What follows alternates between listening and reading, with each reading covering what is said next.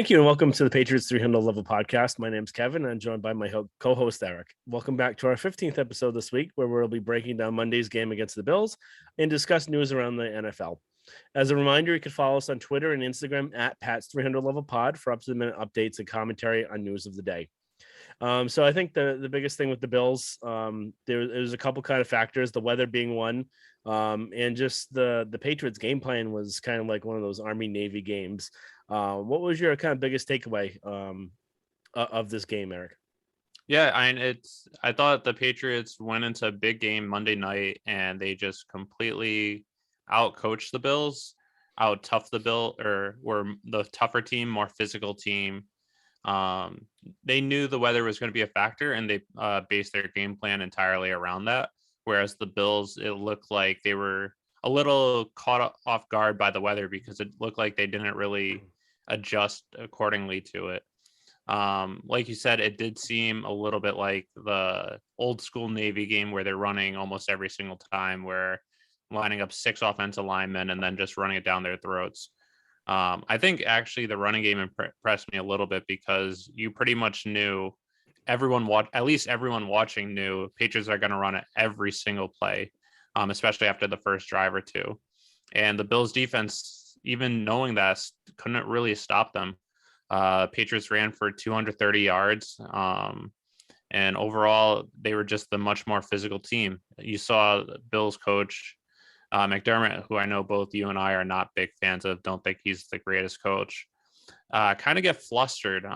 He's always a hothead to begin with, but it looked like he was just losing his cool and was letting emotions get to him, and it just wasn't adjusting appropriately. It looked like Bill was getting in his head. Yeah, exactly. I think this was like we had said previously before the game. This was a really big test. Now, like you had mentioned, will we know how these two teams will kind of face off if weather isn't an impact? How will the passing game look? How will the running game look? Kind of that balance between the two. How will Josh Allen look with the receivers? Will they be able to kind of carve up the zone, or will they be contained like they were this game? So I think that's kind of the biggest question mark still. How will these teams kind of face off in a normal weather kind of situation? But the Patriots clearly were the better coach team in this game. They're their most physical team. And they were built to win this game. As much of the Bills being from Buffalo and being in that weather, they're not built for this type of late season kind of game. They're built to have that spread offense, that high flying offense, but they're not built for the city they're actually in, which is I think a pretty kind of difficult way to manage your roster when the stretch run in the playoff run, assuming you have home field advantage, would be through your stadium. So just the way that roster is constructed was kind of eye-opening how much the Patriots were able to physically manhandle them. They were clearly the tougher team. They're clearly the better coach team. This is one of Bill's best coaching efforts in the past, at least past 5 years. It was got to be up there with them. And a lot of NFL sources are saying that as well, where this is everyone's saying this is one of Bill's best games. And kind of even before the game, he kind of alluded to it. If you actually saw his face mask, he was wearing the Navy face mask, which he's never worn before. So I think part of that could also be that Navy's going into the Army Navy game this upcoming weekend. But I think that was a little bit of it. And I think the other bit is he wanted to just show right off the bat that this is going to be an old school Navy type game. Yeah. And this is something it sounded like he knew of even the night before, because he had mentioned when he was talking to Josh on the plane, saying at least they won't see any of our passing attack this game and we could use it all the next game. So I think they had a clear idea that based on what the weather was looking like, they weren't going to pass really at all. So it was good that Bill was able to recognize the situation, recognize that I don't think Josh Allen will be able to beat us in this weather, and they can't run to beat us the same way, and they can't stop our running attack. So we're going to keep running it and running it and running it. And then if we need to pass, we'll end up passing, but we could probably stick with this. And no one's going to be able to really score in this type of weather. So I think that was a really good thing that he was able to kind of focus on. Yep, I agree entirely. And I also think, I I know a lot of people after the game or during the game, some media pundits were saying, "Oh, this is indictment that Bill doesn't trust his quarterback." I don't think that's the case at all. I Mhm. think part of it was the weather was bad, and I'm guessing that if Mac probably didn't look great in warmups in the weather, Mhm. and I think that's probably why they ran it as much as they did. If he looked pretty good, I think they still would have run it a lot, maybe Mhm. thrown a little more. But I think part of it is also that they knew that Buffalo wasn't going to be able to score against them in this weather. They Mhm. weren't going to be able to move the ball against them. I think he trusted his defense so much, and he just didn't have faith in the Bills' offense. Mhm. Yeah, exactly. And kind of even looking back in '08 with the Castle game in Buffalo is the pretty much the same type of weather. Bill said it was worse back then. I don't remember it looking this bad, but Yeah, I don't think to my memory, I don't think it was like raining or snowing then. So I think it was just wind. But um in that game, Castle threw 8 times. So it's yeah, not like a and they ran huge it amount. 43 times. Yeah, so it's not like a huge amount more than what they did.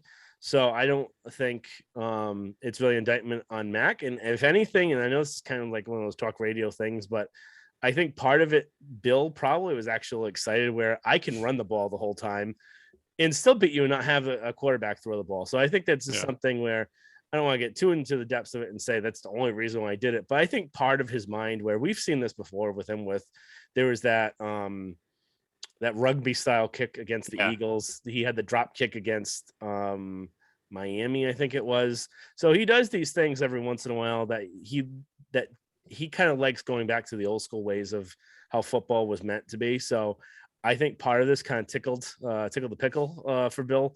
But I don't think it's the main reason why he did it. I think it was mostly the game plan, realizing it was there. But I think part in the back of his mind where if he was thinking, if we can not even throw a single pass and win this game, I think that would have been something that kind of would have excited him a little bit. But Yeah, I'm not thinking and it's the main reason, but I think that was a little bit in there for him. yeah, an interesting stat I saw was that this was the last time a team had three or less passes and won the game was 1974 when Bill was still in college. So Mhm. that's how long ago that was. Yeah. Mhm. And then just I know it. This game actually reminded me a little bit of a game back in 2001. Actually, one of the first games I actually remember watching when the Patriots played the Bills in Buffalo when they won 12-9. I know that the score is similar, but this game felt a little more in control. But it was one of those old school games where you're not really going to be able to score score a lot of points, but the tougher team is going to be the one that wins. And that's Mhm. something that the last 6-7 weeks the Patriots have shown they're tougher than almost any team in the league, Mhm. and that's going to be good for them going forward, especially when they're in bad weather games as the season gets later and in the playoffs. Yeah, exactly. Now, kind of getting on to that running attack and the offensive line, what were kind of your thoughts on what they did well, and what kind of really happened in this game? How were they able to get so many yards when the Bills knew what was happening? I think part of it was just the Patriots wearing down the Bills as the game went along. Mhm. I think also part of it was just horrendous coaching by the Bills, not making adjustments. Mhm. I think they got a field goal on it. I forgot which drive, but I think it ended in a field goal where they ran the exact same play 5 or 6 straight times, just Mhm. switching the side of the field, where it was they ran to the right side where the left guard pulled, and then they ran to the left side with the right guard pulled. They did that over and over again, and the Bills just couldn't stop them. They finally made adjustments near the end of the third quarter, beginning of the fourth quarter, where they held the Patriots to losses on 3 straight runs, which forced them to throw it 2 more times. But essentially, the Bills didn't really have any answer to it until then, which you would think a good coach would try and at least do something to try and Mhm. adjust for it. Granted, your adjustments don't always work, but it looked like they weren't doing anything differently.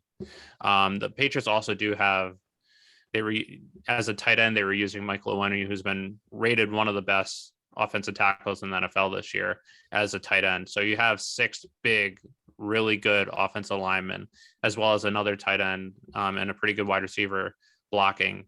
So I think that definitely helped. And you have 2 really good running backs, and Damian Harris and Stevenson, who are kind of built for this type of football, built for hard nose, run it up the gut, and break tackles and gain yards.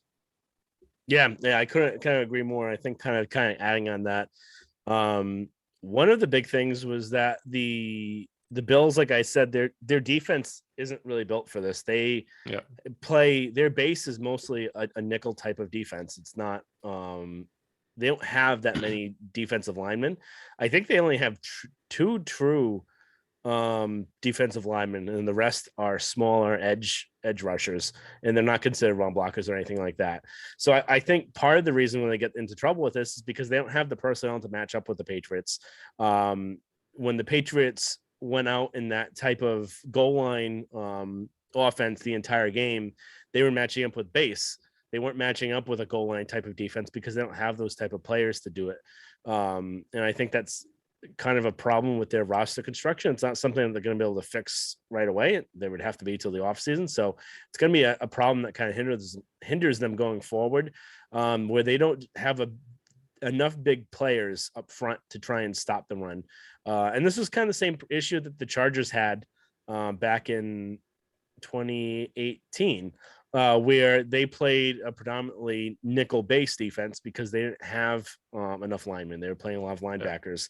So the same kind of issue is kind of going over with the Bills, and that's why the Colts were able to run over them. That's why the Patriots were able to run over them, and probably going to run over them again next game. They just don't have the bodies to line up with them and match. I think that go ahead. I just want to go along that, add on to that point just quickly is I think that's part of something that we're seeing a lot in the NFL is the last 5, 6, 7 years. It's becoming more of a passing league. So a lot of teams are constructing their defenses to just go up against the pass and not really have to worry about the run that much. And I think Bill knew that when he was trying to construct this team more of the old 2000s teams, because he knew he was going to have a young rookie quarterback or a young quarterback. So he couldn't rely on him being efficient all the time. So he wanted to build it old school type football, but also because these defenses are built for defending the pass, they're going to have trouble with a big physical offensive line and big physical running backs. So I think we might start seeing more teams shifting to the Patriots method going forward. And then it's just at least this year and even possibly next year, the Patriots might be built for success the way they're built right now. Yeah, that's the other thing where a lot of the teams are the new offenses are trying to go that Kansas City route where you're spreading out, not running the ball heavy. And the Patriots are predominantly a 12 personnel, and they're bigger up front.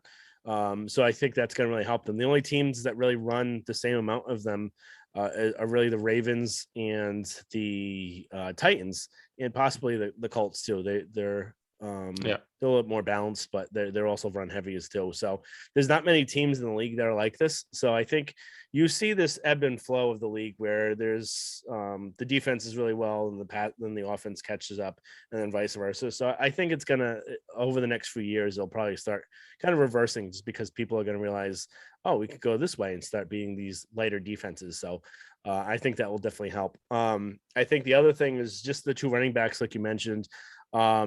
Have really good vision and are very strong, especially Stevenson. It seems like every single time he gets hit, he makes another 5 yards afterwards.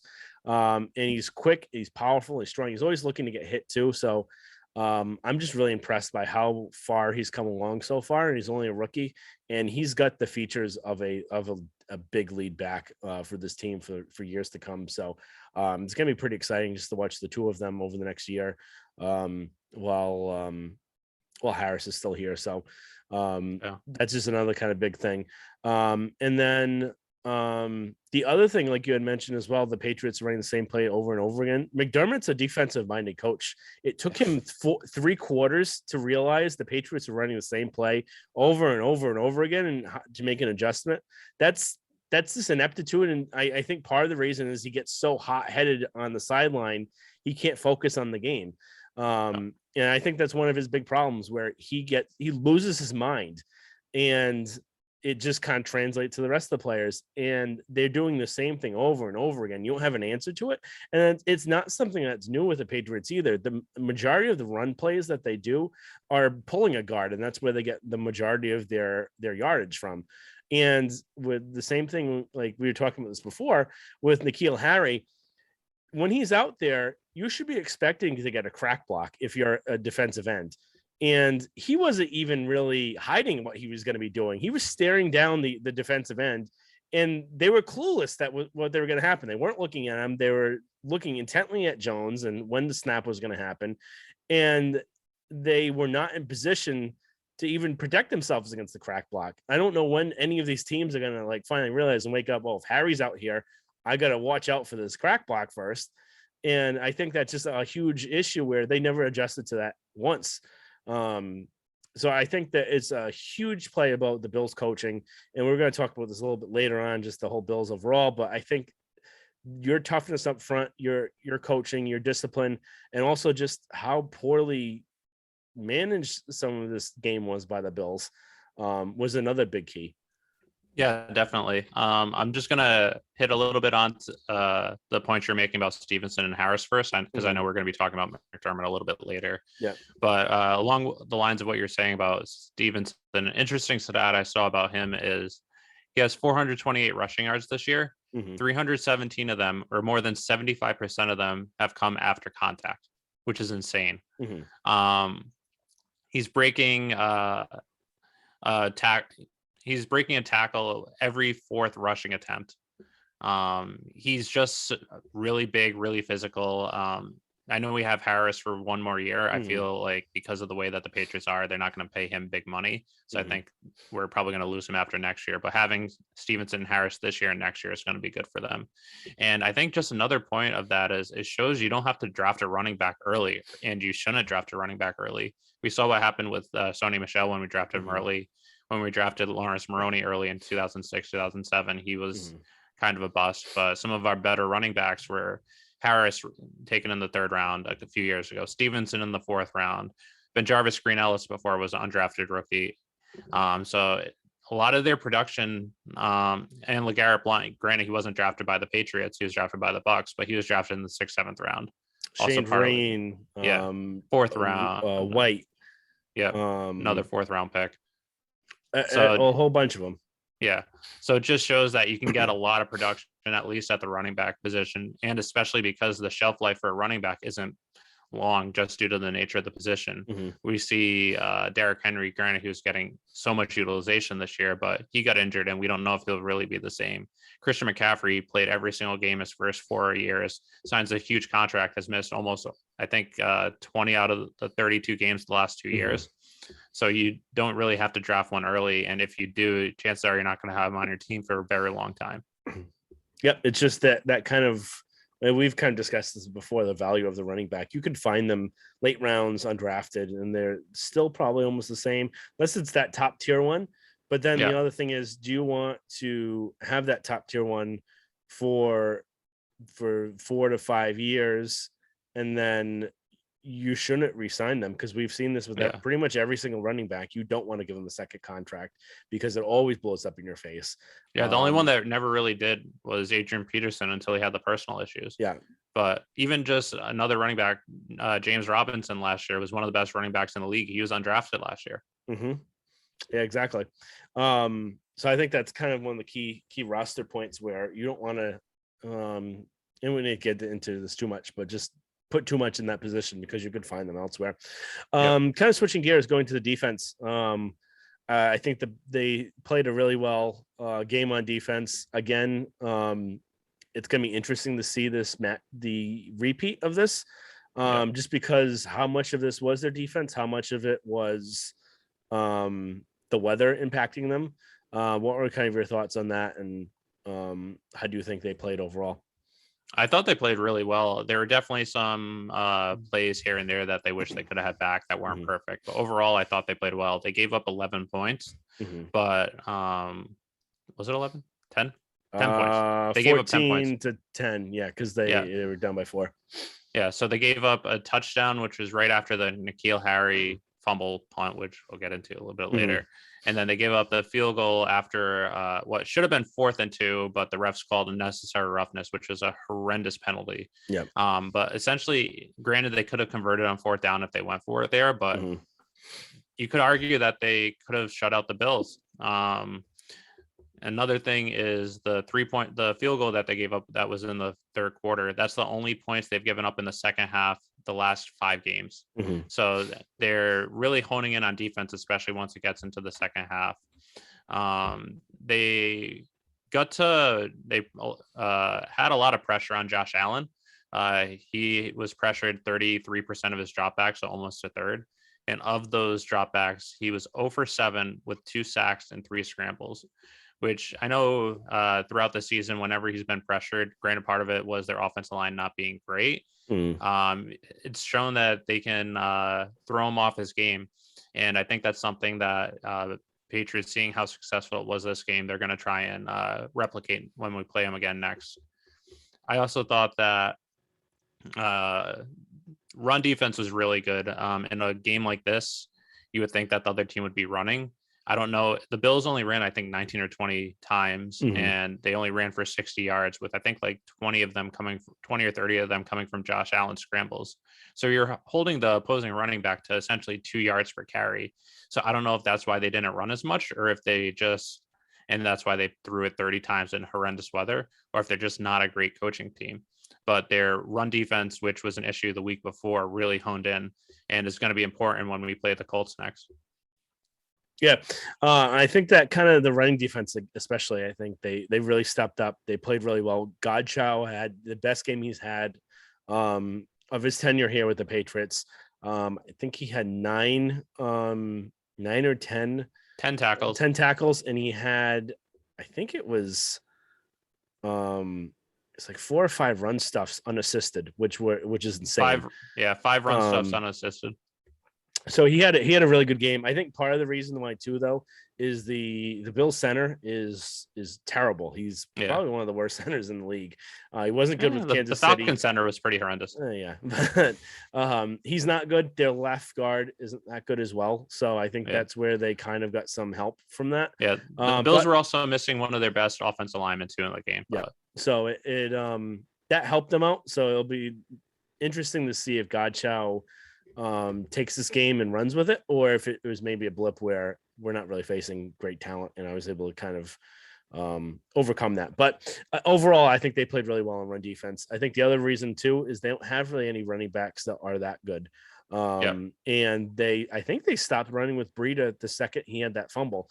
And I think he's probably their better running back because he's probably the quickest out of all of the ones that they have that can actually do something and make some plays. And kind of going away from him, I think the other ones are that good, but I think they played really well. I think they were able to get enough pressure on Josh, kind of throw him off a lot. I think Kyle Van Noy held that right side of the line really well. And that's one of the things that Josh likes to do, is to rush to his right. And that's where he makes a lot of his plays. And Van Noy kind of stopped him that. If you can make Josh run to his left, that's when he makes a lot of his mistakes. If he goes to the right, and that's obviously for any right-handed quarterback, they throw a lot better running to the right than running to the left, obviously, because you're throwing across your body. But he does really well running to his right. And Van Noy was able to kind of stop that down. He's played really well the last few games. Yeah. He's looked a lot like his old self. So he must have had an injury or something the beginning of the season. So he's looked a lot better. I think that was one of the keys to the game. And also just, again, the defense that they played is like the zone and even a couple man instances, but the weather really helped them as well. It helped. It kind of cut the field down where he can't going that deep. And then one time he tried going deep, they almost beat him, but it shows how hard it is to make one of those catches, because it's kind of like a knuckleball where you're trying to catch it, where it's very difficult to have the ball go where you're thinking it's going to go. So it kind of cuts down the field. So I think that helped them to their advantage, but I'll be really interested to see what happens next game. And I think, like you would also allude to, the pressure, where they kind of broke this down on TV too, but the second he gets pressured, he stops looking downfield and looks to run. And I think that's a pretty, one of his flaws, really, where he can stay there. He could stay in the pocket a little bit longer and look downfield and try and make a play. And even on that 3rd and 14, when he got pressured and almost got sacked, if he stayed in the pocket for 1 or 2 more seconds, for maybe even 1 more second, he could have hit. I'm blanking on his name. That the slot receiver they have, Cole Beasley, for a decent gain there. So I think that's one of his flaws, where he looks too often to run out of this situation. And by doing so, you're missing what's happening down the field. I think he needs to get a little bit more of where some of the issues where Mac has, where he kind of has trouble with he's had some trouble with those second level pressures, is because he's constantly looking downfield. He's not always looking around for his surroundings. Um, I think Josh needs a little bit more of that, where he needs a little bit less of his surroundings and more what's going downfield. And I could take a hit for a second. He's a big dude. He shouldn't be looking to run all the time, because that's how you're gonna get hurt. So Yeah. I think that was just another instance where they realized that I don't think it's something he can clean up in a season. I think that's more of like an off-season training camp over time sort of thing. I think maybe he can clean up. That's just something he definitely needs to work on though. Yeah. I think just going along the lines of what you're saying, Mhm. I think Godshow and Van Noy really stood out. And I think I had both of them in my 5 down for our mid-season review episode. Mhm. And ever since then, I'm not saying that's the reason why they're performing better, but ever since then, they've really stepped it up. I think Van Noy the last 6 weeks has been, at least PFF. I know we've talked before about how their analytics isn't perfect, but he's been rated one of the best linebackers in the NFL, really getting pass breakups in key situations. Mhm. He did an excellent job of being the spy on the left-hand side, so Allen couldn't break containment and run Mhm. for long yards. And then Godshow has really stepped up. He's been one of their best run defenders the last 5-6 weeks as well. And so is Lawrence Guy, who also had a pretty good game. Um, I know the first 5-6 weeks we thought that Godshow was a little bit of disappointment considering the contract he got, but it also is partially due to learning the new system, like how Danny Shelton, it took him almost a year to get used to it. Mhm. He's really become one of their best run stuffers, and then Lawrence Guy too. Talking about their pass defense, they did, I think, man and zone about half and half. And then Josh Allen versus man, granted, I don't know how much the win really had to do with it, but he was only 4 of 14 for 56 yards and a touchdown Mhm. with 5 pass breakups. So they did a lot more man this week than they have done the last 5-6 weeks. I don't know if it's just something they saw on tape where Josh Allen isn't great versus man, or if it was due to the weather conditions, but it showed that even when they don't play zone, if they have to switch to man, they're able to at least be sufficient in it. Um, but overall, I thought the defense looked really well. I thought Steve Belichick, granted, I don't know how much is Steve, how much is Bill, but ever since the Cowboys game, they've been outstanding. They've had 7 straight games holding the opposing quarterback to passer rating of 74 or less, which is the third longest streak in the Patriots Belichick era. Longest being 10 games in 2003 when they went 14-2, won the Super Bowl, and were arguably one of their best defenses, either 2003, 2004. And then second was 8 games in 2019 when they faced backup quarterbacks for half of the first 8 games. But they've really stepped up against some pretty good teams, and it's hopefully something that continues. I think that if their defense keeps playing like this, they'll have a real shot of contending for a Super Bowl. Yeah, exactly. Moving gears onto the Bills, we kind of talked about some of these points, but I think we wanted to really kind of just more talk about McDermott and Josh Allen, really, especially since we're going to be seeing them again in a couple Yeah. weeks. Um, I think McDermott was embarrassing for how he acted, not only on the sideline but after the game, where when he was trying to say that this wasn't all Belichick, and what he ended up saying, he's trying to cover up for his coaching deficiencies, where he's trying to say, "Oh, well, we didn't get out coached. We had all these sorts of things," but you really did. Yeah. And a lot of the decisions that you made and a lot of decisions that happened really hindered you. And I also think that, kind of thinking about, and I had texted you this during halftime, where I would have heavily considered not taking the ball in the second half and picking the wind instead, where we've seen Bill do this before in overtime, where he realized during the game the wind's a lot more important than who's actually getting the ball at first. And he should have realized that this was probably going to come down to a fourth quarter game. And if he had the win there, his kicker probably would have made the kick in the fourth quarter, and they would have been going only for a field goal at the end to win the game, rather than trying to throw into the end zone.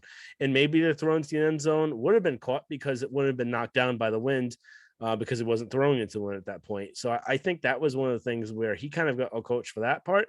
And also just if you run 200 whatever yards that they ran against them, and you knew that they're running against you and you could not stop it, that's a big issue with not only your coaching, but your roster management as well. And he's had hands in both of them. He's not the GM, but he also, we know that coaches have a big handle on what players that they're getting. So I think both aspects where you didn't adjust to the run for 3 quarters and you're yelling and hemming and hawing, you challenge that QB sneak where there was no video evidence whatsoever on that, where they weren't rushing to the line to try and run off another play afterwards. You had enough time to see that there was no video replay.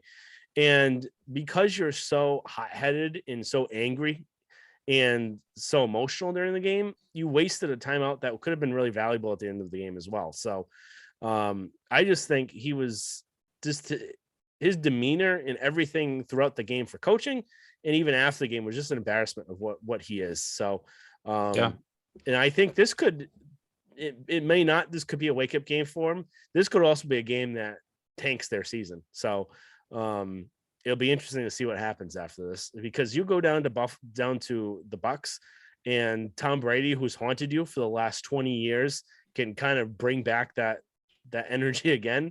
And between Bill and Tom beating you up over these next 3 weeks, they could be out of it. So it's going to say a lot about this team, what happens afterwards. No, definitely. I know this is something that you and I have been saying ever since he's been probably head coach of the Bills, is how emotional he is and how he's just always screaming at the refs over every little thing. I understand if it's like a bad call where Bill was yelling at the refs after the unnecessary roughness, where that's just a horrendous call, but he doesn't let that overtake him where he's going to just not focus on the game itself over every little detail. He after the game, everything he was saying, where he essentially even called out his own players, where he was saying when he was trying to defend himself and say, oh, excuse me, that Bill wasn't a great coach this game, where he was like, Bill put sorry, 1 second. Yeah, no, I can kind of take this over while you take a sip of water. I think when he was calling out his punt returner and saying, "Oh, I didn't play them because they're not that good," where that's not something you say in a press conference. You never see Bill calling out any of his players. And just the fact that you saw, I think McKenzie was his name, it was like, what? Damn. So I think that was just something you would never see Bill do. And you just see the difference between the two styles of coaching and why maybe one resonates better with players. Anything you want to kind of add on that? No, pretty much what you said on the punt returner, how he pretty much called out the punt returner saying, and trying to say Bill, like we were better than Bill, or I was better than Bill, saying, oh, Bill put N'Keal Harry back there and he fumbled a punt. I didn't want to do that. I put people back there who I trust, when he was answering a question as to why his 2 punt returners were benched that week. Yeah. Then also when he was trying to use some stats saying why Bill didn't outcoach him, saying, we started at the 40-yard line. He started at the 23. We were 1-4 in the red zone. He was 0-1. That's kind of showing that you had a better starting field position and you still lost, only scoring 10 points.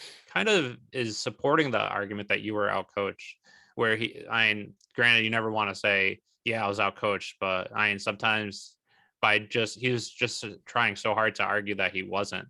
And like you said, this could really come back to bite them. I think this was a wake-up call for all Bills fans.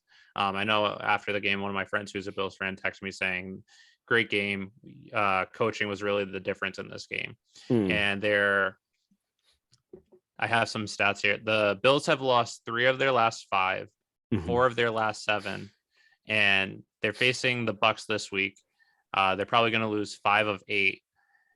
And then who knows? They're facing the Panthers and Cam Newton. I doubt they lose to them. But if you've lost 5 of your last 8, if the team starts to implode, that's not something that you can completely write off that the Bills are going to win that game. And then facing the Patriots, if the Patriots beat the Bills again, they could miss the playoffs. And if they miss the playoffs, I think it's something the Bills would strongly have to consider. Do we move on from Sean McDermott, who brought them to the AFC Championship game last year?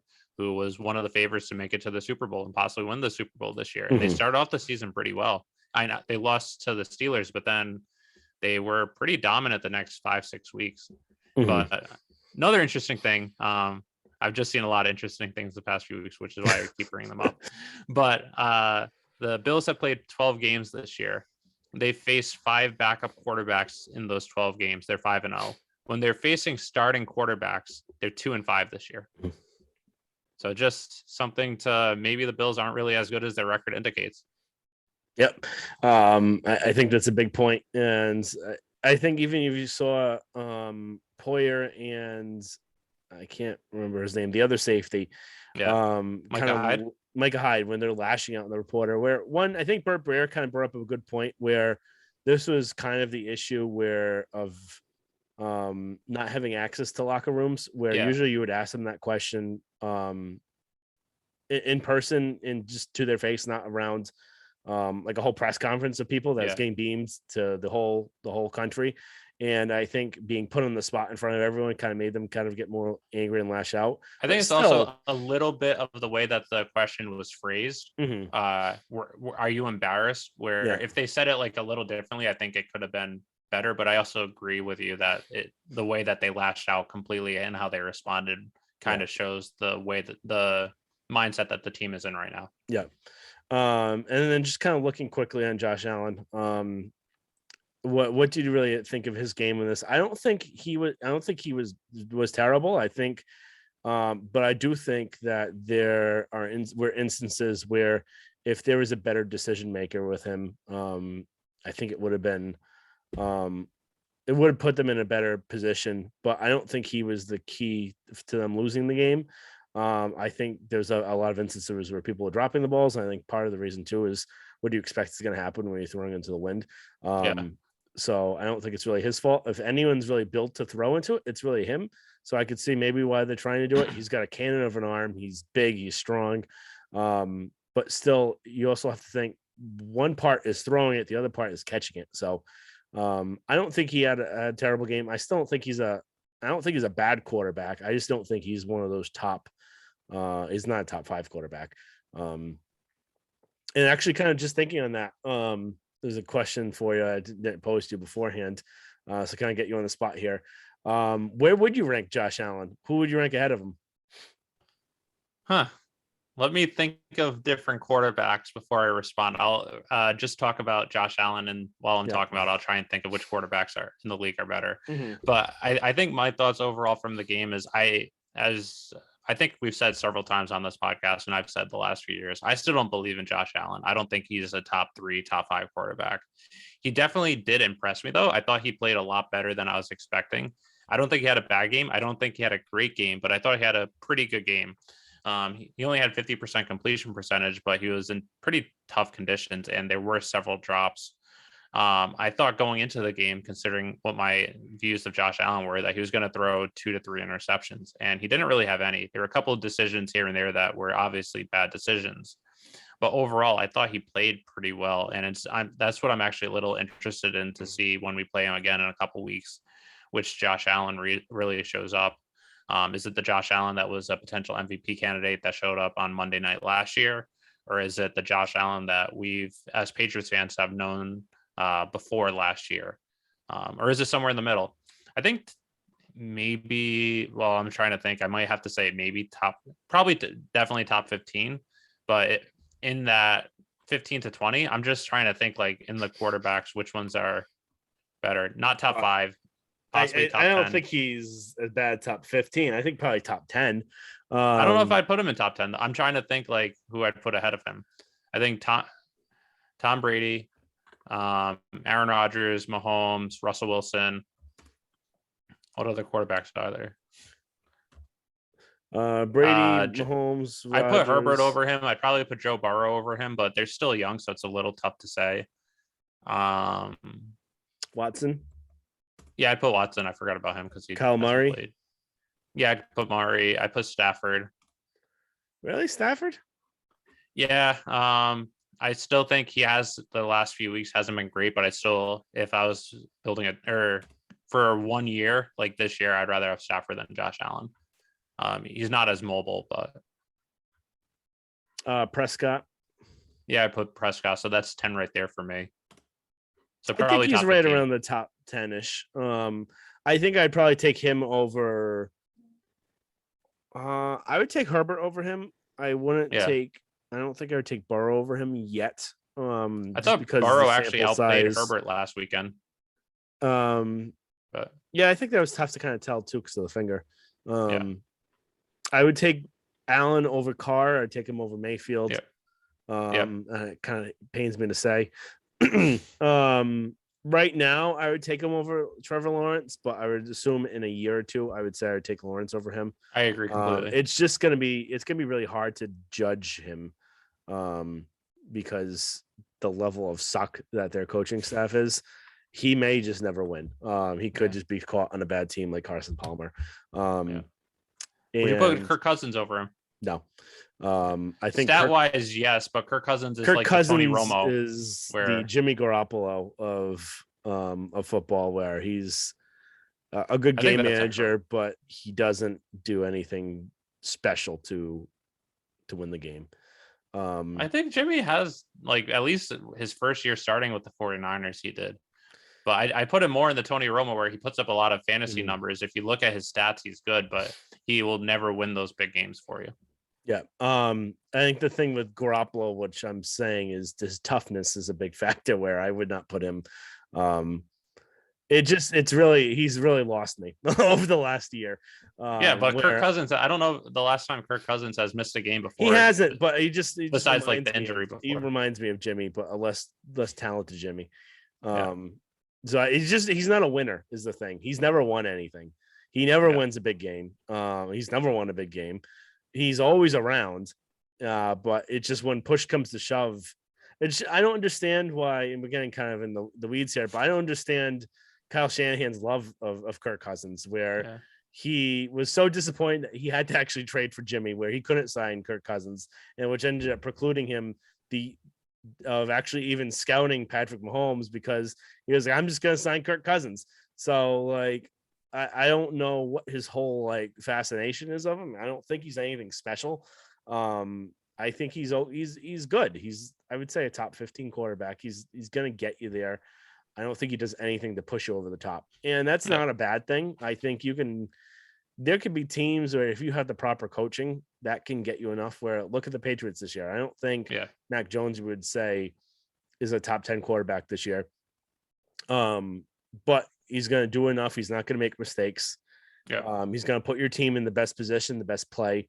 And he's going to manage the game, and that's going to be enough. I don't think he doesn't have to do anything special. He doesn't have to throw 50 times in the game, but if he needed to, he could do it like he did in the Bucs game. So it'll be interesting to see how that look will be in the next couple of years, where who would you rather have, Allen or Jones? Especially right now, I would think you'd rather have Jones just because of the contract situation where you can build more around him, where Allen right now is getting paid an average of, I think, $43.5 million per year.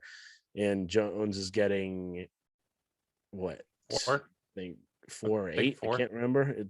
I think it was a 4-year contract for $15 million. Oh, I thought it was like 24 or 30.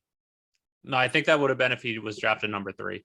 No, well, whatever it is, it's not close to $43 million. So, but I think the thing that would get frustrating as a Bills fan would be how talented Allen is. I think talent wise, he's probably top 3 or 5. 2. I don't know. I would say between him and Mahomes, I think I would have said Wilson before, but he's getting older and he's not as big. Aaron Rodgers, I know he's more towards the tail end of his career, but I'd still maybe put Aaron Rodgers there even now. But because Allen is big, he's fast, and he's got a rocket of an arm, and doesn't have as much of a rocket like Trey Lance has, where he can't control it. He's got more touch on it now than he did before, and that's something he didn't have coming out of college, where he was not accurate whatsoever. And he's grown a lot in that aspect. But so we could kind of discuss this next preview for the Bills game, or maybe even next week when we kind of have some different questions overall. Let's just move this forward. One just other thing I wanted to kind of add well, actually, we'll talk about this now because we're talking about Mac Jones. He threw it 3 times. I think we both said it's not really an indictment on him overall. It's more of just the game plan. I think actually he had a really good game, and it's going to be interesting to say why did he have a good game. But if you actually look, most of the time he was alerting at the line. He was Yeah. changing the play around, and it's not something that's that complicated. It's basically just simple math where I have 4 players on this side, I have 5 on this side, I have 5 blockers, I have 4 blockers. Where does the mismatch happen? But that's still just an aspect where you have to figure out where I should be running the ball, who I should be, what lane to do it, if I need to audible to a different run. And I think he just put them up to success because you could see the amount of times he was changing the play at the line, um, calling out the different blockers. So even though he didn't pass a lot, I think he had at least a good game calling the game. So I agree completely. And then even just him being okay with knowing going into it, the game plan is you're maybe going to throw the ball 5 times, and Mhm. him being okay with it and just putting team first, going to win. And then something Rich Eisen was saying on the Rich Eisen show is he thinks that he's actually more of, for him, sealed up the rookie of the year more after the Bills game than before the Bills game, even Mhm. though he only threw it 3 times for 2 completions for 19 yards. But just the way he handled the game, and even just like you said, the audibles he called at the line of scrimmage, which Mhm. is some quarterbacks you don't even see that from, let Mhm. alone rookies. I know Cam has had trouble with that before. So just a rookie who's that cerebral, that I know it's not always that complicated, but with the Patriots offense, it is a little bit, for Mhm. him to understand the offense well enough and to change plays at the line of scrimmage Yep. And was I pretty think just impressive. like you mentioned, being okay with it. I think if Brady was here, would they have thrown 3 times? Absolutely not. I don't think. I think number one, I think he would have been like livid not being able to throw that much. I Um, think it depends which Brady. Early in his career, I think yes. and I would say Later, end of Brady, he would yeah, not be happy. Um, and so I think that would have maybe kind of changed the game plan around. Maybe it could have been to their detriment too. But he also has a little bit more arm strength than Jones does right now. But that's yeah. something that he'll grow into. So it wouldn't have been as much of an issue, but it still would have affected this game. Kind of just going to our 3 up, 3 down.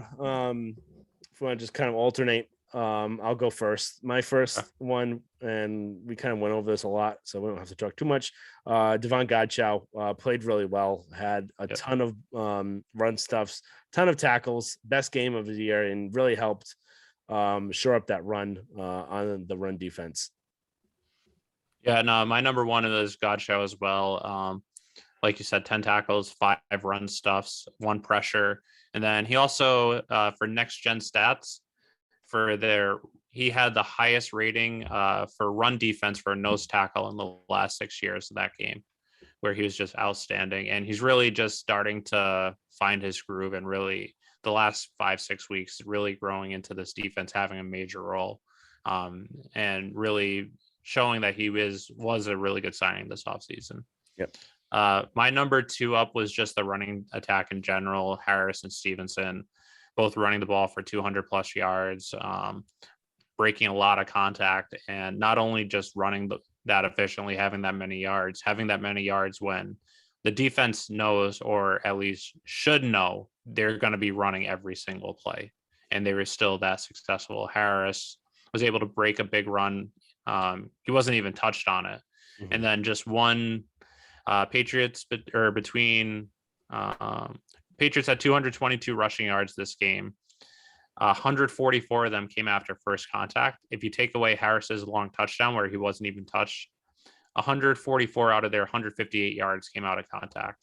Just showing that this running attack, even with Brandon Bolden, that once they get contact, they're willing to just keep the legs moving and keep trying to get more and more yards.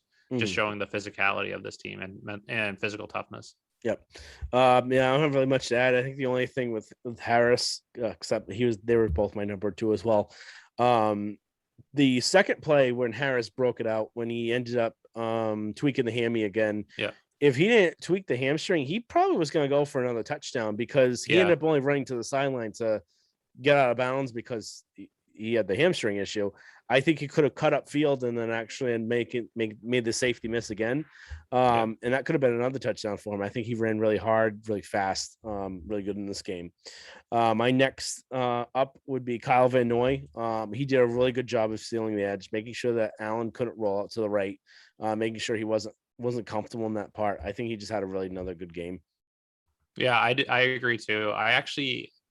It was tough. I had several people to go with, and I didn't include him in mine, but he was one of the people that I was on the fence of including my top three. He did have a really good game. My number 3 was just the Patriots offensive line, partially just due to the running attack where they were just so physical. They just pretty much bullied the Bills almost the entire game. So much more physical. The guards, when they were pulling, were fast, able to find their man quickly and get a block on them. They're getting better and better each week, and should be a strength for them going into the playoffs, help them have success. Yeah. They were my fourth up, Yeah. which even though it's 3 up, 3 down, I had to include 4 because I think they're really well, especially Andrews and Karras. I think they had a really fantastic game, really pushing everyone forward. But yeah, I don't really have much to add other than that. Did you end up having a 4th up as well, or? I had 5 up.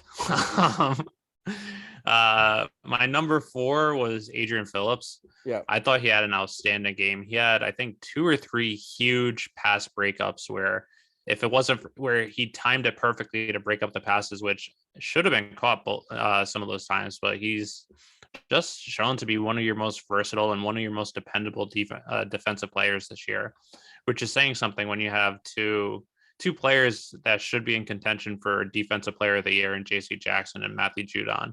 But you could argue that Phillips might be one of the most valuable, even though he might not be your best one, just how versatile he is, who he's covering, if he's covering a tight end, if he's covering a running back, if he's playing more in the box. He's just been really great this year.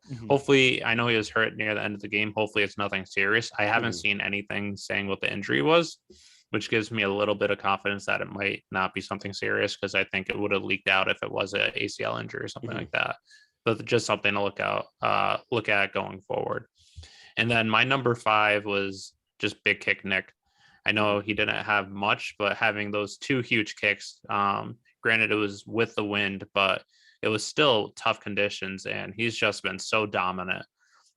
He's just, if it's inside 50 yards, it's pretty much a sure thing. And even if it's outside 50 yards, it's pretty likely that he's going to make it. I think last week I misspoke when I thought the record was 51 kicks consecutive inside 50. It's actually 56, but he's just 4 away from that record. So knock on wood, he has a shot of holding an NFL record. Yeah, I think that was really impressive, especially that last kick where the wind really took it. And he knew exactly how far to aim left in order to have it kind of go with the wind and still be in. So I think that was really impressive. Kind of going on to just want to say one more thing on Nick Folk. Just something that Bill said, I think a week or 2 ago about him, is that he said that Nick Folk has taught him things about kicking and special teams in general that has kind of not really embarrassed Bill, but kind of made him upset that he didn't already know that he's such a smart and cerebral kicker that he's teaching Bill Belichick things about kicking and special teams, where you could argue Bill Belichick is probably anyone in the world or that has ever lived on earth probably knows most about special teams is Bill Belichick, and Nick Folk is teaching him things. I think that's just impressive. Yep.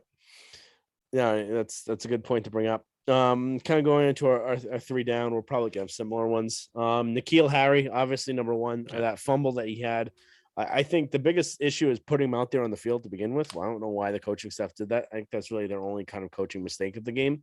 But if you're out there, it was just cluelessness on his part. He looked like he was completely out of water, and he is just lumbering and very slow to get out of the way. I don't know what he was doing there, especially when Olszewski was calling for the Peter and he didn't get out of the way. So I don't know what he was doing there. And that was a huge play that could have ended up killing this game for them because besides that touchdown they scored after the fact, they only had that field goal, and even like you said, that field goal was probably a result of a penalty. So they were holding the Bills to nothing before then. So that was a really big drive killer there. Yeah, Nikhil Harris, my number one down Mhm. too. I I think part of it is on him that he should have known not to be near the ball. It looked like he was just watching it. Mhm. But I think he shouldn't have been in that situation to begin with. This is the first time I believe in his career that he's fielded a punt and maybe even a kick. And to put him in that situation with that weather, I just don't think was the smartest decision. If you actually look at replay, he actually knew that it hit off his face mask, and he was actually trying to go for the ball, but Justin Bethel held him back twice because Bethel Mhm. didn't know that it touched him.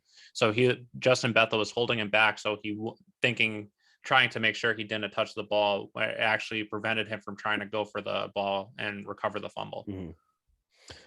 Yeah, I think the only time he returned kicks was in college, so it's been Yeah. what 3 or 4 years. So, I think the And next I one, thought he had a pretty good game. I think if you take away that play, he was pretty good blocking. He set the edge. He was one of the reasons why they're able to get the 2-point conversion. He had the crack block on the Harris touchdown, but I think that he has to have more situational awareness, which we've seen several times. He hasn't had the best situational awareness this year. yeah, he's kind of clueless. Yeah. Next one, Jake Bailey. Yeah. I think I know this is really difficult to kick in the wind, and that 15-yard punt you could tell was the result of the ball actually just getting blown to the right before he even kicked it. But of all the punters that should be built for this and the amount of power he has, he should have done a lot better than this. And the Bills punter didn't look that phased by the wind and had some decent punts. And Bailey's was just not well. And I have to think that it has to be due to some sort of injury because he's been on the injury report for a while. I think this week he actually came off, but he didn't kick off at all. Um, Nick Folk actually ended up taking all the kickoffs. He And took all of them. I know he yeah, took the last one. I didn't know he took all. yeah, he took all of them. And then Bailey's punch weren't that good. I was thinking, I don't know if Folk was taking the kickoffs because he's more accurate and they were worried about the accuracy of the kicking blown out of bounds, Yeah. or what was it? But I think that's one of the just the things to maybe watch out for him. But I don't think he had a good game in this game at all. Yeah, Bailey was my number 2 down as well. I thought it was a little unfair to have him on it, but Mm. considering just everything, there was that 15-yard punt, which part of it could also be that when you're dropping the ball, Pat McAfee on his show was talking about it this week, or he was talking about it during the game. He was live tweeting it, where once you release the ball, the wind was taking it so that it could shift it so that once it actually drops, typically it drops right on where your foot is. But by the time it drops, it could shift it a little bit. So it's shanking, which is why not only is the wind taking it out, but the wind is taking it before you even kick it. So you're Mm. not kicking it straight on. So that could be part of it. But also, even when he was kicking with the wind, he had a 48-yard punt, but it hit the ground and bounced at about 35, 36 yards. So in the stat sheet, it looks like it was a good 48-yard punt, but it Hmm. was with the wind. And you would think that someone that's built like him, kicking with wind that strong, he could have a 70, 80-yard punt. Hmm. But for it to only go 36 yards was a little concerning. And then the Bills punter with the wind and against the wind, he didn't have any bad punts. I mean, they weren't perfect, but they were pretty good considering the wind conditions. So I Hmm. don't know if there is a lagging injury or maybe just the dropping the ball. He wasn't kicking it straight on the head of the ball, which could be Hmm. contributing as well, or if there's an injury. Yep.